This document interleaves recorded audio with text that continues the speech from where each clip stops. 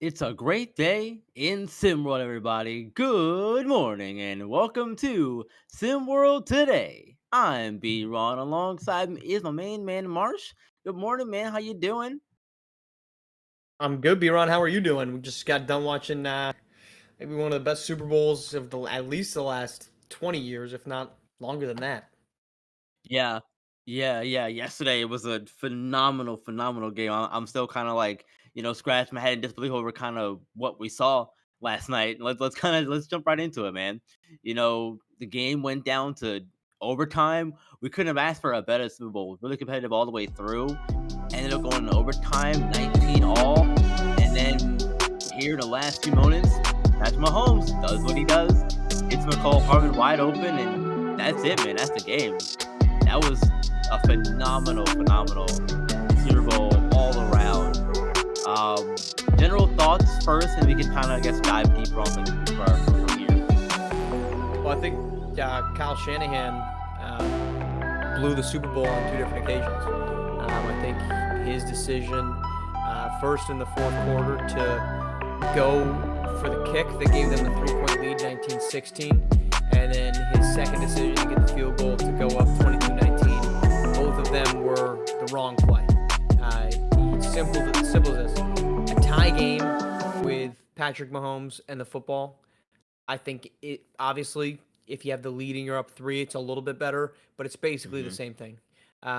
They had a chance in the fourth quarter. It was and four or third and four. Run it up the gut, get it to fourth and two. Run it up the gut again. And Christian McCaffrey was moving the ball so efficiently, both in regulation and in overtime. And I think if you've marched all the way down to the 5 yard line, you've got to run the football with McCaffrey on third down and then run it with him again. You cannot give the football to Patrick Mahomes down three because he's going to get there. This is the ultimate truth that we've known about Patrick Mahomes over the past 5 years is that with the football in his hand, he is as unstoppable as Tom Brady was. And I know he had some rough patches this season. His wide receiver core Yep, wasn't great. yep. They didn't always have a reliable running game. It doesn't matter in the Super Bowl. And I think those two decisions by Kyle Shanahan, both in regulation when they're 16-16 and they go up 19-16, and then again, like I said, in overtime, you have to. That's four down territory with Patrick Mahomes. I know analytics are going to say one thing. I know that typically the game situation is going to tell you take the points. But when Patrick Mahomes, it's just like with Tom Brady on the other side of the football. I'm not giving him the ball. I'm not giving him chances to go down and score. And of course, obviously, he did it twice. It also didn't help too, though, Marsh, that you look back a few drives from then when they scored the touchdown and the field goal got blocked. It would have been a 4-point game versus a 3-point game, and that 1 point changes the whole dynamics of how you handle the rest of that game to going down the stretch. And while I do see where you're coming from with that in terms of going for the win, it's Super Bowl and all of that. Someone's gonna be very happy that I'm gonna disagree with you this morning because I get it, but I feel like I feel like if you are in that spot, I think you kind of have to go with the flow of the game. And if you have the lead already, um, three But points, they four didn't have the points, whatever lead. it is, yeah, that hurts. But I think being in that spot leading is better than what it was. But here's the thing. If you go up, let's use the first one. If you go up 19-16, okay? Or if let's say you go for it on fourth down, which like I said, I thought they should have. And look, Jake Moody, credit to him, because I thought he was going to miss that field goal when it was 16 all. He had missed so many big ones, and for his credit, he hit for 2 quarters the longest Super Bowl or Yeah, longest field goal in Super Bowl history yep, until, of course, impressive. Harrison Butker came in to Rookie beat him. kicker too. He had not been good all season. I think that's equation part number one. Jake Moody had been missing field goals. He had just had one blocked. That's why we were in this situation of a tie football game and not San Francisco up by one. But Patrick Mahomes with two timeouts and a minute 40. That's you might. I don't care where he's starting. You're going to do a kickoff and he's going to start at the 25. It's a lot of He's time. It starting is. essentially at the 35, 40 yard line because he's Yeah. that good at moving the damn football. He has Travis Kelsey, who's top 3 tight end of all time right now, not right now, of all time, he's going to get rolling. Rashee Rice has gotten Mhm. confidence. There was in overtime, they were coming. It was 3rd and 7 right after the terrible decision, shocker, by MVS to lose them 4 yards. It's 3rd and 7. You can just run Rashee Rice. They run a perfect slant pass right Yep. across or a drag from him across the field. This team is inevitable. With Patrick Mahomes with the football, this team offensively is inevitable. So I understand. I want the lead. But you're basically giving Patrick Mahomes the ball in generally the same part of the field with 2 timeouts in under 2 minutes in regulation when they go up by 3. I think it's even more egregious in overtime because not only are you giving him a chance to win the game, which he ultimately does, but you're also giving him another 20 yards. Like if you don't get that 4th down, he's got to start from his own 5 yard line. Now, granted, he's got shorter field to go because he's got to get down just for a field goal to win it. But it's just as bad as down 3, ball at the 25. I think it's both times just decisions by Kyle Shanahan to go for it that he didn't take and he should have. Yeah, it's one of those things where, you're gonna look back at this and say, well, in the grand scheme of things, it really didn't matter what you did in some effect because either way, it's a lose-lose situation in that regard. Because if they go for it, they don't get it, then you're gonna probably question the decision of, oh, why did he go for it? And in this situation, it's just the same thing, but on the other side of that coin, if that makes sense. So again, I understand where that thought process comes from, Marsh. But if I probably would have did the same thing in his shoes. The defense, for the most part, played pretty well. Both defenses did throughout the course of the game. It just happened to get to a point where Mahomes and them got hot. If they didn't get hot, we wouldn't be talking about it right now.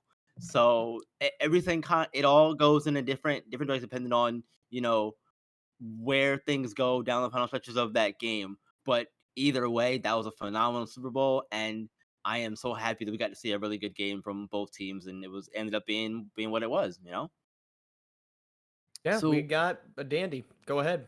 yeah, we really did, man. So I want to transition here to some SWBA conversation. I want to talk about your team, the Warriors. Know you're a big Warriors guy. Yes, Uh, uh, sir. So we gotta get our bottles out, clink them together, cause the Warriors coming to play, man. Cause they beat the Suns the other day, and this was a huge shot here for Steph Curry to give them the win. In typical Steph Curry fashion, it, phenomenal, well done, all that stuff. Um, are they coming to play? Are they in the position to be considered a legit playoff contender with the win over the Suns, or they had to win a few more games for that to be more of a consideration in your mind? Let's start with you first. Look, it's baseball season just around the corner. Spring training Yeah. is coming soon. And with spring training and with baseball comes the old home run. So, being the homer that I am, yeah, heck yeah, they're coming to play, baby. But here's the thing: realistically, are they? Probably not. But if I had a truth serum and I told you as soon as that game ended, and I went out and checked the odds for the Warriors to win the Western Conference, I'm prepared to put some money on it. They've built themselves such a hole. And look, I'm gonna give you because all I'm gonna do is do rose-colored glasses with the Warriors, and I think I've spoken truthfully and transparently about them when they haven't been that great. So I don't Yeah. think I'm just this naive fan, obviously, because I'm not making decisions for them. But look, they have had so many games that they blew double-digit deficits in the fourth quarter. We're not talking halftime. The NBA in current day is just so easy to come back from down 20 just because of the Hmm. pace and the three-point shot. But they have blown so many 15, 20-point fourth quarter leads that if you took, I think they've got right now 7 or 8 of them. If you took those 7, right, and they flipped it, they're currently 500. You give them those 7 wins, and they're now what 4, 8, whatever it is, 7 games above 500. This is a team that's in the middle of the race for the 4 seed, let alone for the play-in. That's going to be their biggest challenge is what are you going to face? But if they can line up a matchup down the line that gets them on the side of the bracket of somebody like Minnesota or somebody like Oklahoma City, who Oklahoma City, they should have beaten twice. They hit big threes, and then they either fouled Chet Holmgren on a 3-point shot or Chet Holmgren hit a 3-point shot at the end of regulation to extend it, and ultimately they won. And then Minnesota, I do not believe in that offense in the NBA play or the SWBA playoffs, excuse me. I don't believe in them one bit with Rudy Gobert there. The Warriors are here. Now, they've dug themselves a huge hole, which is going to make it difficult, but Steph Curry is playing at not apex, but damn near close to it. I, I'm a homer. I'm fully admitting this, but I am ready to ride that train through to the end of it. So I feel like as long as just like with earlier with Pat Mahomes and them, as long as the Warriors have Steph and Clay and Draymond, I feel like they're still gonna be in that hunt for something, be it a playoff spot or going for a championship. Just because I feel like those three guys together are still insanely good, and those three make up a really good team together. So that's just as not as an outsider kind of looking into the Warriors here. I I feel mean, like that's where I am for them. Clay has struggled, and he's not closing right now. Pajemski is, but they have found a lineup with Kaminga and Wiggins surviving with Draymond Green. I think they're versatile. If Kaminga continues to be the secondary scorer that he has, and he's averaging over 20 over the last month, I don't. Are they going to win a championship? Yeah, but they're going to be fun to watch, and they're not going to be an easy out come the playoffs. Right. Well, look, hey, look, fair enough, man. I like it. I like the enthusiasm on your side, Marshall. I appreciate that this morning. So let's end it with some more little holdover, I guess, from the other day, because we had some, it started on Friday with the news about, you know, uh Rocky Mountain Monsters coach possibly stepping away at the end of the season and all that stuff, but it's all kind of rolled over into the weekend. And I believe it was Saturday when we got the news late in the night on Saturday that Benjamin Alexander, who only played 2 games for the Rocky Mountain Monsters, mind you, has been dismissed from the team. That is not a good look at all, in my No, opinion. Not not for quite. him or for the organization either. Having a kid come in 2 games, he plays. I don't know if he had much of an impact in either of those 2 games. He riled up Trey Hyman in the Bay Area Breakers loss. So, and then for him to get dismissed, like, I'm sure there's something going on, but I mean, is this a sign of some dysfunction in that organization, in the locker room, in your opinion? Or is it something that's a throwaway thing? Or what is it, man? Well, look, I'm not gonna take. I took basically all of the Warrior segment, so I'm gonna spare you some of it here because I don't want to spoil my podcast later this afternoon That's because fair. I recorded Understandable. it talking about this team. But I think to answer the question, this says a heck of a lot more about Benjamin Alexander than it does Rocky Mountain and head coach Josh Robinson. For him to come in and immediately get dismissed from the team for ongoings within that locker room is a shocking revelation, and he's going to have a lot of trouble revealing or removing that from a massive detriment to his character as his Yep. basketball career continues. Yeah, something has to give at some point. You can't come into a team and, like I said, be a part of the team for 2 games and then get dismissed. That's not a good look, no matter how you slice it. You're not gonna get the soapbox. You're not gonna get from me the positive beat on here. That there's no way for me to possibly spin this into a positive for that young man. That's something you can't do. That's unacceptable. Not a good look. Not a good look for him. That's something that's gonna hold over him for a long time until his next opportunity that he gets, if he even gets another one. You only have Hmm. one chance to make a first impression, a good first impression, and in my opinion, blew it in this case. Completely blew it.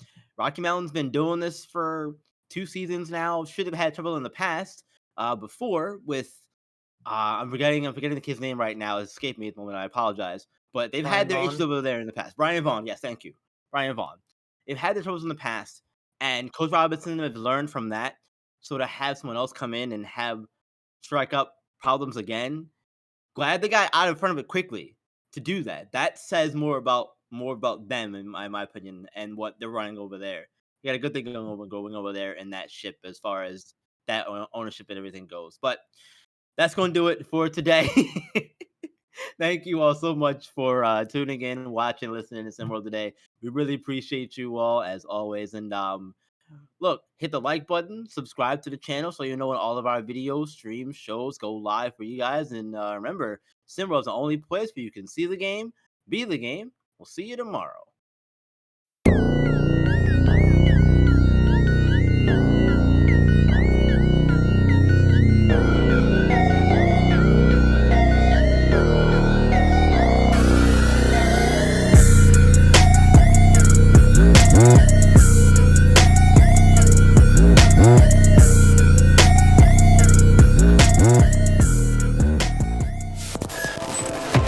This has been a presentation of SimWorld Sports.